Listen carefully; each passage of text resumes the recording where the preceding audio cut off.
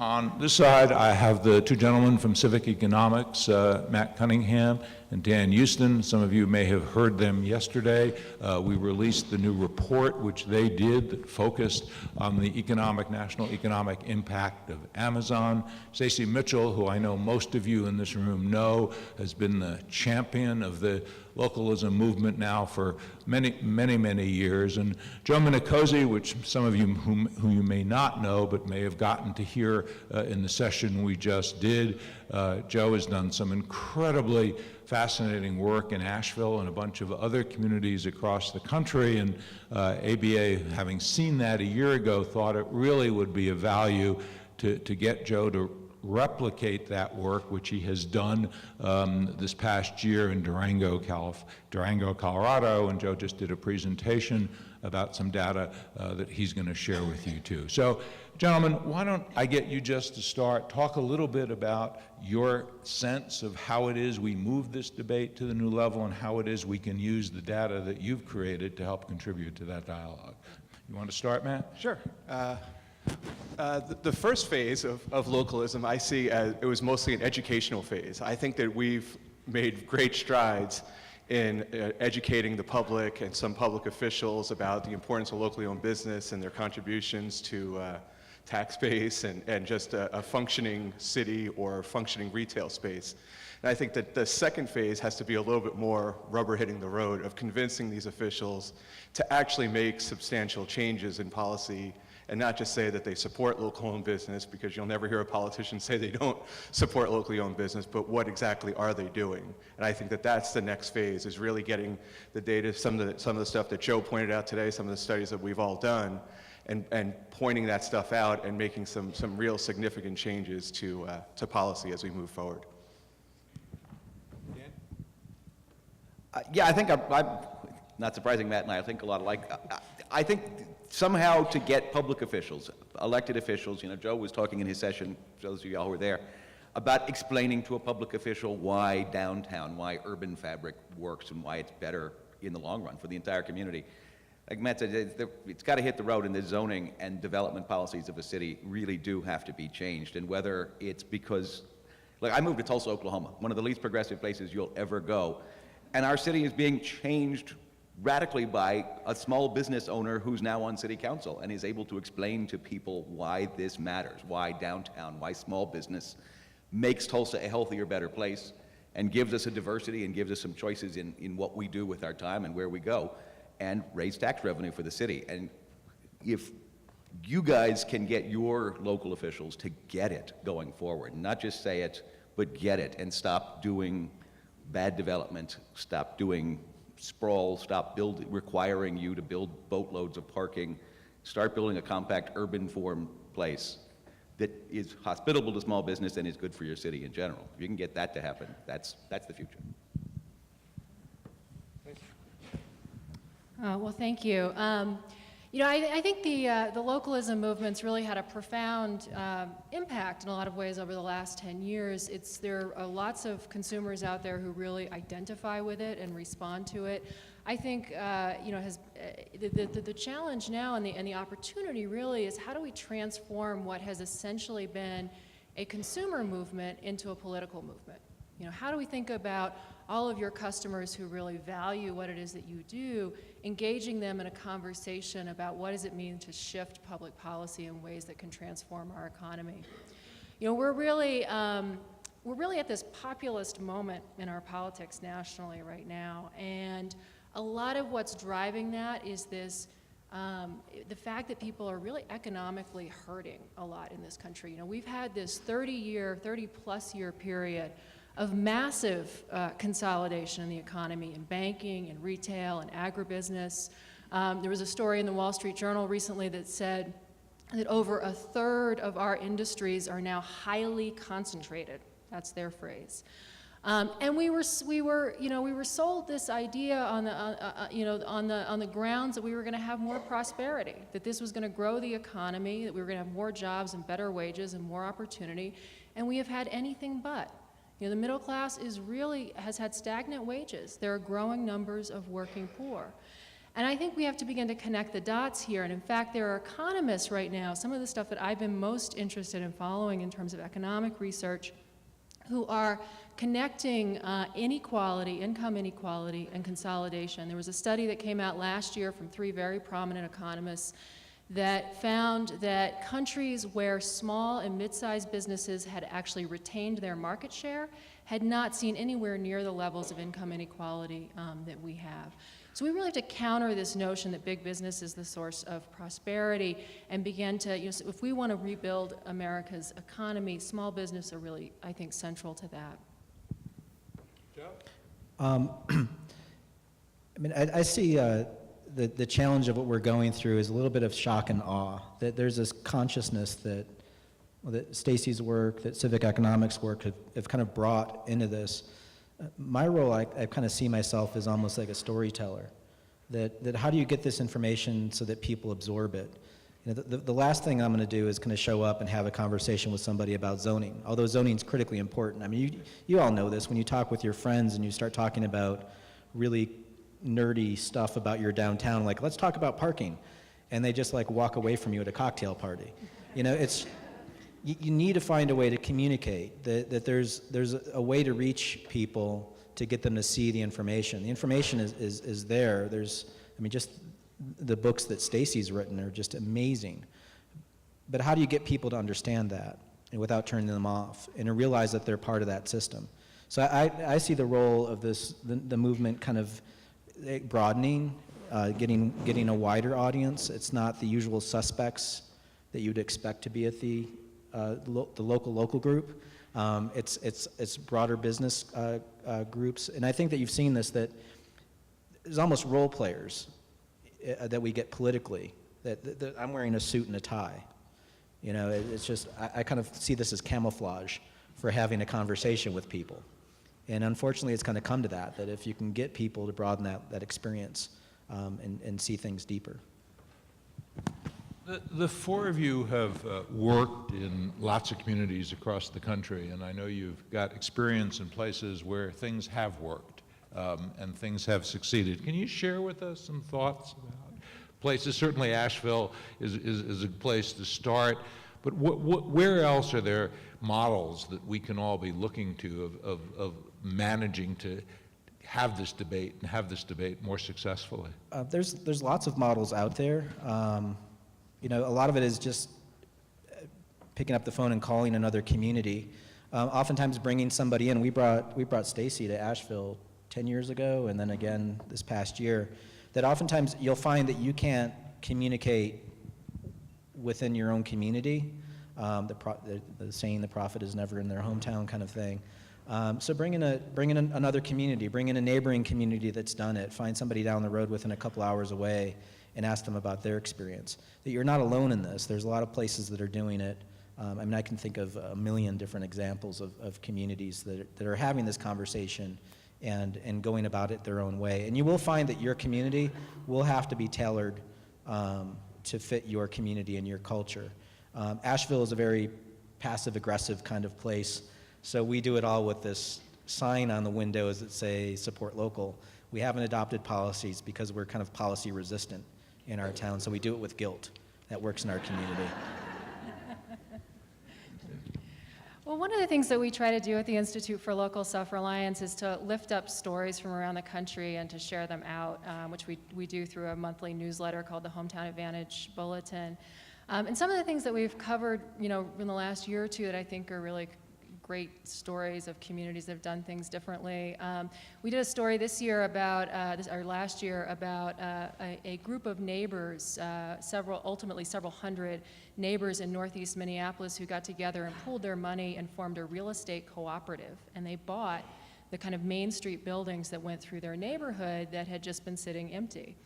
And they then worked with local entrepreneurs and redeveloped those buildings into all these independent businesses that serve the neighborhood. And those local entrepreneurs are part of the co-op themselves. So as that neighborhood rises in value, which it is now doing, they have an ownership stake in their buildings and in the property and in that growing value, as does the entire neighborhood.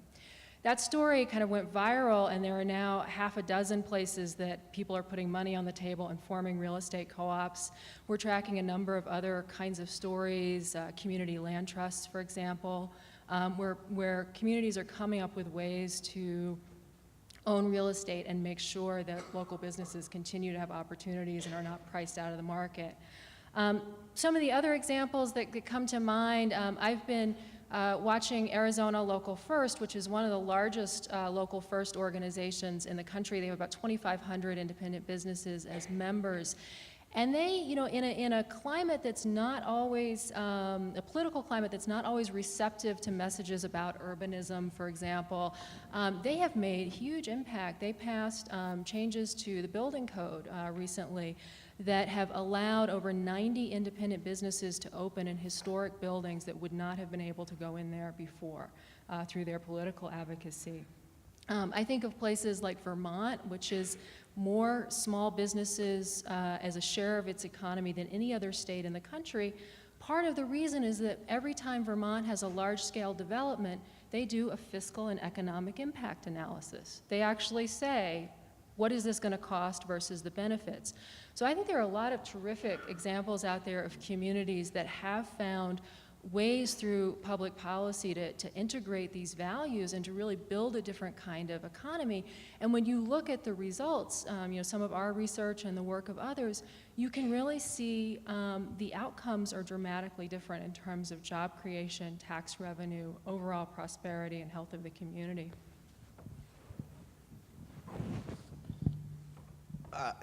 Well, I certainly agree with the idea that it's different in every community. Every place is different, and you know, it's funny, up until 2 months ago, we all lived in cool, hip, happening cities, and I don't now. But if you look at all these cool, happening places in America, the places that are really thriving, they're thriving because of an emphasis on what's different about the place. I mean, to be honest, Phoenix is about as generic a place as you'll find in the world, and yet they have built a momentum with that small business community in Phoenix that people get it, right? You know, when we did that study a few years ago where small business is concentrated, Scottsdale, the entire city of Scottsdale is made up of local small businesses that people want to go to. New Orleans, you know, after the storm, the whole community just decided that what really matters is what's ours, and we will only eat a certain kind of fried pie, and we will only use a certain kind of hot sauce, and we live in certain neighborhoods, because what's different about the place is what makes it worth saving.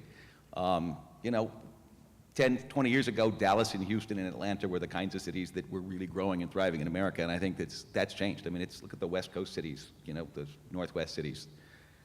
Asheville, North Carolina, you know. I lived in North Carolina for a year in the early 80s, and Asheville was just a backwater small town with a beautiful museum-like thing in it. Now, well, Matt and Leslie almost moved there because it's a really awesome little city, and finding ways to capitalize on what makes your place different is really valuable.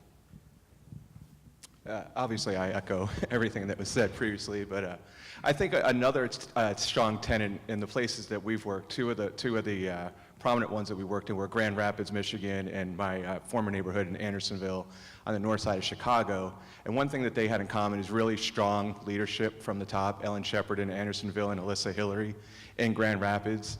And they were able to, with no real public policy things on their side, able to just convince landowners that it was better in the long-term interest to make sure their building stayed local, that they might be able to cash in a time or two here on a national chain moving in, but over the long haul, the buildings will hold more value, and your entire portfolio will be more valuable if you're able to keep independent businesses in there in the long term. So you're not having constant turnover and a lot of the other issues that come along with it. So I think, and Alyssa did the same thing in mobilizing people in Grand Rapids around a central idea. You know, now they have a very strong brewery system up there, you know, a lot of different things that they're able to do. But I think one of the things was having that strong central leadership through that to kind of guide and kind of push people in the right direction and rally people around their thinking. Stacy, we've, for the last, I don't know, 7 or 8 years, have been doing this post-holiday study that's been looking at how independent businesses did at the holiday season. What can you tell us about how we did this year, or what you're expecting how we did this year? Right. Great. So the survey this year closes tomorrow at midnight. So if you haven't done it yet, Right. there still is a chance. There's still time. We are expecting to have about 3,000 independent businesses nationally complete the survey this year, which is about the same number we had last year. Yesterday, I pulled the bookseller data to see where we were so far, and just looking at it at a glance, one of the things I saw was that it looked like close to 80% of all booksellers reported sales growth this year. Which I think is better than what we saw last year, and those were similar numbers for just looking at the holiday season. So that was one finding. I also looked at the impact of buy local, booksellers that are in communities with strong buy local campaigns. And the question is, has that made a material difference to your business? We found what we're seeing in the results so far is that almost everybody who's part of a buy local campaign said, yes, it's having a positive impact on my business. And more than half of booksellers said that that impact was significant or moderate in terms of the scale of the impact. We look at, with this survey, as you know, not only at how things are going, what's the impact of local first on your business, we also ask about challenges. And I think two of the things that stood out to me in glancing at the data. One was that of bookstore owners who said that they needed a loan sometime in the last 2 years to grow their business, half of them were not able to secure a loan for the full amount that they need. And to me, that really points to something that we've been focusing more and more of our research on at ILSR, which is that we have a banking system that is not working very well for small business. We need to figure out how to regrow the kinds of local banks and credit unions that are really critical to small business lending. So that was another piece of data that I think is going to be useful going forward. Joe, our friends from Civic Economics did this study with us that helped point to some of the really negative economic impact of Amazon on the overall economy. Can you help us think through how we connect some of your data and some of the things that you found about the increased value of things in a downtown to the broader political economic debate that we're having about the impact of online shopping? Sure. I mean, there's going to be, there's the overall effect of what's happening in the retail environment, which will mutate the way that cities operate their commerce. I mean, we're seeing in Asheville, a lot of that void is being stepped into with restaurants and other forms of commerce in the city. There's going to be a broader conversation. It's already happened just in the last, 5 years. We now have the taxing structure changing with online commerce as a way to kind of mitigate that, because states that are primarily retail driven, like Colorado and California, had to find a way to backfill that. North Carolina's even gotten in on the game. I think it's hard for me to predict where that's going. I can only see what's happening in my community. Civic Economics and ISLR's work is very far ahead of the game at thinking through this. I guess from my standpoint, in my community, and I think for you all in the audience, leverage who you are. You're obviously in business, you're business people, and you're talking about how your business operates at a city level. And you want to bring that information to people in a way that they hear that you're not just about your own self-interest of your own store, but you're looking at the city as a whole as a true business, and you want to keep it healthy. So the data is there, the information is there, we just have to find a way to bring it to people, to have the more nuanced conversations about zoning and the Brewers Association in my town. New Belgium Brewery is moving to Asheville. We've also got Sierra Nevada and Oscar Blues. So sorry to y'all that we're trying to compete with us, but people like our beer. We drink a lot in Asheville. But when New Belgium came, they asked for an incentive package. And it was interesting to see how our local Brewers Association treated it. And the first thing they said is, well, how about us? Can we get a package? And it really changed the way that the politics operated, that they just basically banded together. Now, you all could do this not necessarily just as a bookstore, but for the whole downtown or Main Street organization. You can say, look, if you're going to give Costco a package, we want an equal package. and here's our total employment, here's our total retail sales. Just put the data out there, and in a way, again, back to Asheville, is they embarrassed the hell out of the local politicians to back off the incentive package. So the incentives that the city did put in were incentives that everybody could use. So the city picked up running a greenway by the site, fixing a street, things like that, that did have a benefit for New Belgium, but it was an investment in our community rather than a business. And I thought that was a good lesson. So, realize that if that's the system that's out there, leverage it to your advantage and leverage your experience as business people to have that conversation. And again, the data is out there. The data that you shared with us yesterday, help us better understand what do you think is the most compelling, powerful piece? There was a lot of data you gave us. If there were two things that we were going to go in and tell the mayor or the city council, what would we use of what you guys gave us yesterday? Well, I would say it's really the moving of retail into distribution centers. So you're missing the piece that Joe pointed out, your downtown is your highest core, and you're basically, Walmart at least had some small bars. Amazon would have no bar. Amazon might have your UPS driver that drops off your package.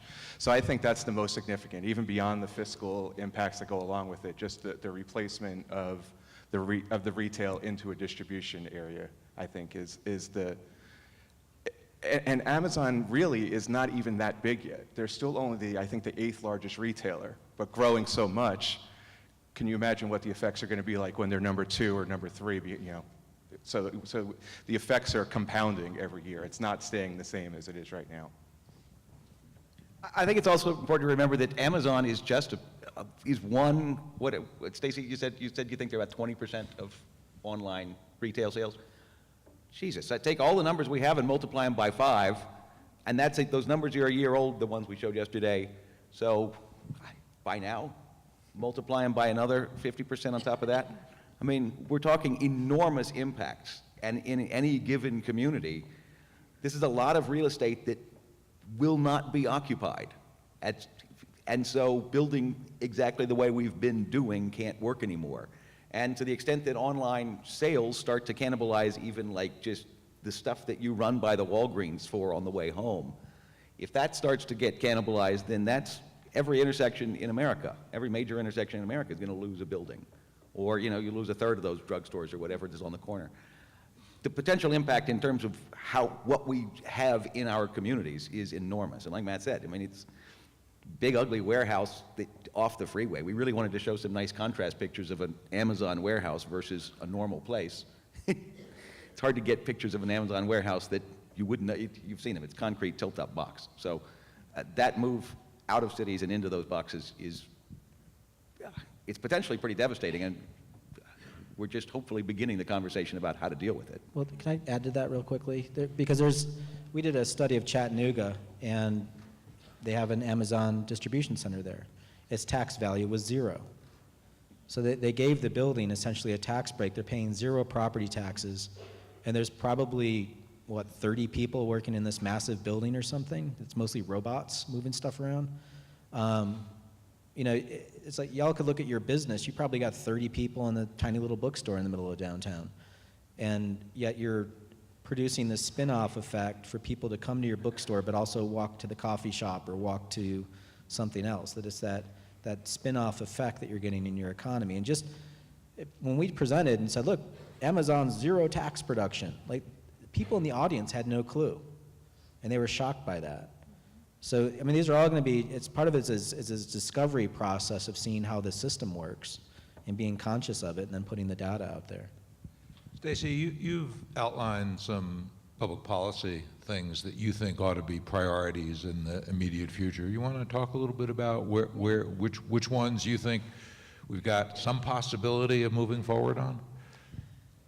Yeah, well, I will. I think judging possibility is always a little challenging, so I'm going to dodge that part of your question. But I've been working hard to really think about what are the boiling down, what are the main levers that we have policy-wise to transform the economy in a way that would allow entrepreneurship and small business to grow again in a big way. And I've boiled it down really to 5 things that need to happen. One is that we need to stop providing subsidies and tax breaks to big companies. This just an incredible distortion of the competitive playing field. Local and state governments give out $70 billion a year to companies in the name of economic development. 90% of those dollars go to large companies.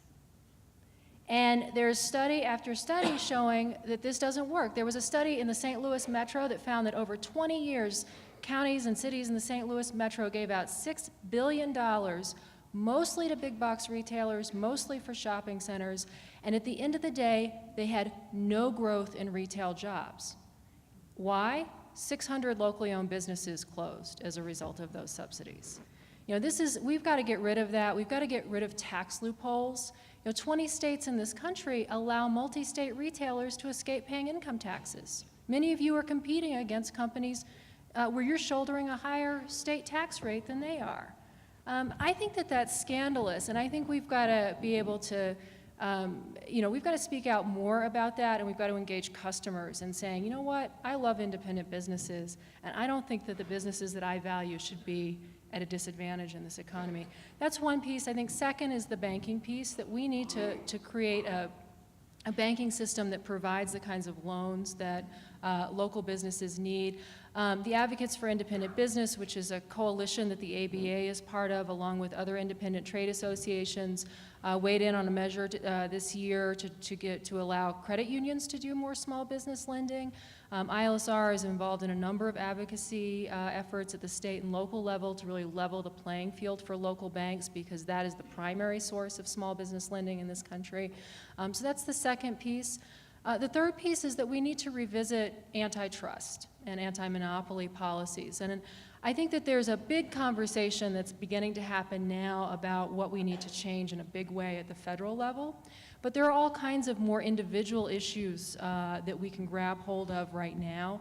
I think some of the debate about credit card fees that, the swipe fees that you all pay, just outrageous that we have basically a monopoly between Visa and MasterCard.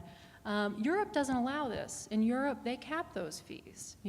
This is another way in which I think we can raise these issues of real competition. Third, we need the right kind of land use and transportation policies at the local level. ILSR has put out a lot of model policies that local communities can use to really create a built environment that supports local entrepreneurs and doesn't just sprawl off in every direction and really create the kind of environment that's good for the Walmarts of the world or the Amazon distribution centers. And then the fifth piece of our policy platform is that we need to reinvest in places that have really been cratered by this economy. That there are neighborhoods, business districts, particularly low-income communities, communities of color, where entrepreneurship is not an opportunity for people because the economy has been so devastated. One of the programs that I'm a really big fan of is a program in Pennsylvania. It's called the Fresh Food Financing Initiative. They have provided loans and grants that have enabled almost 100 independent neighborhood grocers to open in low-income neighborhoods. And all of those grocers have been successful except for one. That's the kind of program for relatively little money that we could have across the country. So those are some of the kinds of things that I think we need to look at. We've only got a few more minutes, but I know that there are several of you who've had questions. So, Emily, go for it. Thank you. Stacy, you actually just touched on this a little bit, but one of the things that I've been thinking about as well, this is all so amazing. I was wondering if you could all speak to some of the unintended consequences of the buy local movement. Specifically, I just moved from Brooklyn and have now moved to Portland, Maine. We're creating these wonderful, hip, cool places to live, but I think one of the unintended consequences is that the poor and the diverse get pushed out. And so how do we create these communities without pushing diversity and pushing the poor out? How do we include them without, and at the same time create these wonderful things? Well, Dan, he So I was just wondering if you moved. could speak to that. Dan, he just moved to Tulsa. That's all about. Joe? We have that discussion in Asheville. The downtown got hot, and fortunately, we have a big enough downtown that it's kind of shifting around. The debate really happened when Urban Outfitters came in. And, you know, Urban Outfitters displaced a CVS. So one chain got displaced by another, but it was enough of a change to our community that we really had a conversation. Again, Asheville being Asheville, we couldn't really adopt any policies. We just kind of like got guilty with each other. But in the meantime, what we started noticing is that other parts of downtown started picking up the funkiness of Asheville just kind of moved around a little bit. And it displaced over to our version of Brooklyn, which is West Asheville. I think for me, it just, at a bigger level, my downtown had a Woolworth in it, a JCPenney's, a Sears at one point in time. And so those businesses left, but they left behind an architecture that could be flexible and be remodeled. So the JCPenney's is now a building that we rehabbed with condos, office, and retail on it. It was a flexible architecture that could be recycled in our community and still add value. I think that we've kind of gotten away, we've kind of made cities as formulas. There's the suburbs and then there's the urban environment. Without looking at the history of human civilization, for tens of thousands of years we built urban places. The suburban experience is a 50-year experiment that's been going on. And what we find in Asheville, you know, inside neighborhoods, people are just like, we shouldn't have commerce in the neighborhoods. It's like, well, why not a coffee shop? Is it going to kill anybody? You know, so I think that we have to rethink the way that cities are made and think about community, that these, even communities of low wealth still have tremendous amounts of discretionary spending. Why can't they have a convenient grocery option other than a 7-Eleven near their neighborhood? So it's thinking about all those pieces that come together, and I think that we have to really rethink what cities are and see that the model has been given to us. If Brooklyn's working, how do you make another Brooklyn? I think so much of this is that we have it's a supply and demand problem, right? We've been creating kind of awful places for a long time, you know, I mean, all this sort of Walmart sprawl, if you will, and auto-oriented development. And now that people have rediscovered this value of living in places where you can walk to the store and have a sense of community, we've discovered that we don't have very many of those places. And, you know, I think part of, you know, one of the really frightening, you know, conclusions of the study that Civic Economics does is that we're going to have a lot of vacant retail.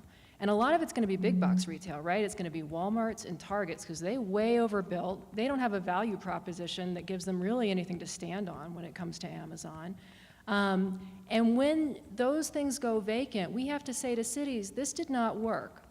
And you need to insist through your zoning policy that we build real neighborhoods where those vacant big box stores are. And we need to make sure that those new developments have what are known as set-asides, so that at least, say, 50% or more of the ground floor retail space goes to local businesses, because we know that local businesses build place and build a sense of community. You know, when I think about Portland, and we should talk about Portland, you know, I think about Forest Avenue and the debate that's going on right now about that horrible CVS, is it a CVS or Rite Aid? I can't remember. It was one of the pharmacy chains. They want to tear down several historic buildings. There's an 80-year-old bar. There's a 150-year-old, what is now an auto repair place that used to repair carriages that are in those buildings that are going to be displaced for yet another suburban-style CVS. Forest Avenue is a perfect place where we could be building real neighborhood and creating a relief valve for some folks who need to find affordable housing and affordable space. Yeah, go ahead. So I come from Mill Valley, California, which is a small town across the Golden Gate Bridge. We don't have a problem with local. We're very local oriented, and we're a very, very wealthy community. The problem is our downtown has lost all of its vibrancy because the only things that can afford to go in there are very, very expensive, high-end businesses. We have maybe 200 hair salons, you know, that charge $300 for a haircut and color. And we have no stationery store. So it's kind of a different problem in that wealth is ruining the community of the town. Well, I want to back to Stacy's point, it's not wealth as much as it's supply and demand. If you don't allow the downtown to grow up, or in our case, our downtown expanded, but we also birthed a second downtown. That West Asheville across the river is still technically a downtown. It's a thriving mixed-use environment. It's this area that used to be basically garages and auto maintenance places that turned into restaurants and mixed-use environments, bookstores and stuff like that. And it evolved. If the community doesn't allow that evolution to happen and curates itself and says, we are locked in time, no more buildings, this is who we are, and you don't have that evolution, that small incremental development that happens over time and generations, you essentially stifle yourself and become this rarefied community. So of course it starts, when you simple supply and demand, if there's more demand to be there and less supply to grow, it's going to ratchet up the prices. And until you do something that Stacy talks about, which is where you own the land cooperatively, but that's a harder thing to do when you have thousands or hundreds of different property owners. Tony? I had another question, but one comment here that I think is relevant is the appropriate amount of profit that is expected on the part of property owners, that I think there's been profit inflation of renters, and this is one of the problems with expensive neighborhoods. In any case, what I really wanted to say is we used to be fighting, I think, for equal treatment, but I've kind of moved beyond that, and now I think local businesses clearly deserve superior preferential treatment. And it's a hard argument to make, but my entire life, a local student has had better tuition in the university because of recognized benefits that they paid into it and are more likely to stay in that community. I think that point should be used maybe to affect policies in land development, but even in taxation. I have this feeling that we ought to be putting tariffs on non-locally owned companies that come to our cities in acknowledgement that they're sending the profits out of those cities. Agree. I agree with that. You know, I think a huge part of the challenge that we face is to get people to let loose of some of these ideas that we've just taken so for granted. You know, there's a really interesting, the state of North Dakota, of all places, passed a law in 1963 that says if you want to operate a pharmacy in North Dakota, you have to be a pharmacist. So today there are no Walmart pharmacies, there are no Walgreens pharmacies. The state's 177 pharmacies are all locally owned independent businesses. So we had this idea at ILSR, we were like, well, that's a great opportunity to do kind of a case study. What would happen? You know, how does North Dakota stack up against other states? Well, lo and behold, they have among the lowest prescription drug prices of any state in the country. They have more pharmacies per capita than any other state in the country. If you live in a rural area in North Dakota, you are twice as likely to have a pharmacy in your town than if you live in a rural area in South Dakota. If you live in a city in North Dakota, you have way more choices, many more options of competing pharmacies to choose from than if you live in a city in South Dakota. And people say, well, if independent pharmacies are so able to do that in North Dakota, why can't they outcompete the chains everywhere else? And the answer is something called a pharmacy benefit management company. There are two of these companies that dominate the US market. They decide the reimbursement rates for pharmacies.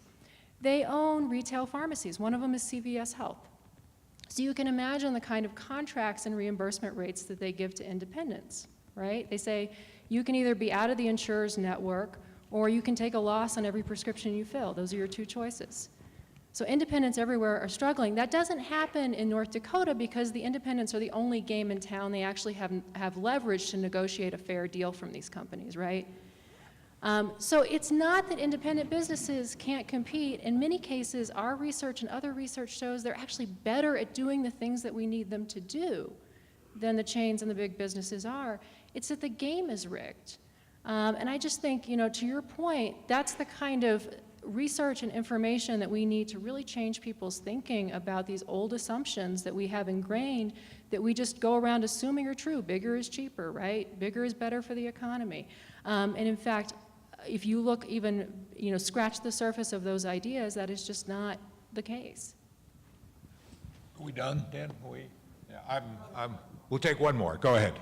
Oh, I was just interested in how you think this relates generationally to the car culture that people my generation grew up with, and now millennials and other people are opting for more local non-car lifestyles, and if this could play into the increase in the local business development. I think for sure. We've done some loose studies looking at like walk scores and comparing to locally owned business, and there are some definite correlations there between the walkable places that have more independent business and they thrive a little bit more than the suburban places. So I think that's definitely something that a positive trend that could be working itself out. I have a lot of faith in the millennial movement, that you're already starting to see consumer preferences change. I just hope they stick with it. You know, I did a presentation. I was actually sponsored by the National Home Builders Association, which is probably the wrong place to have me do a keynote. But and they were doing this presentation where they were showing like the Case-Shiller index of housing and then the crash. And then they had their projections going forward, and it was like the smiley face graph, like, oh, we're just going to get right back on this roller coaster again, and everything's going to be good. If we just hold on, these millennials, when they get out of their parents' basement, they're going to buy a 3-car garage. And I was just blown away. I was like, how stupid. But what was going through my mind is, had we not heard childhood of the Depression as a term before? What we've just done to 20-year-olds is how they're going to be affected going forward the same way my grandparents were affected by the Depression.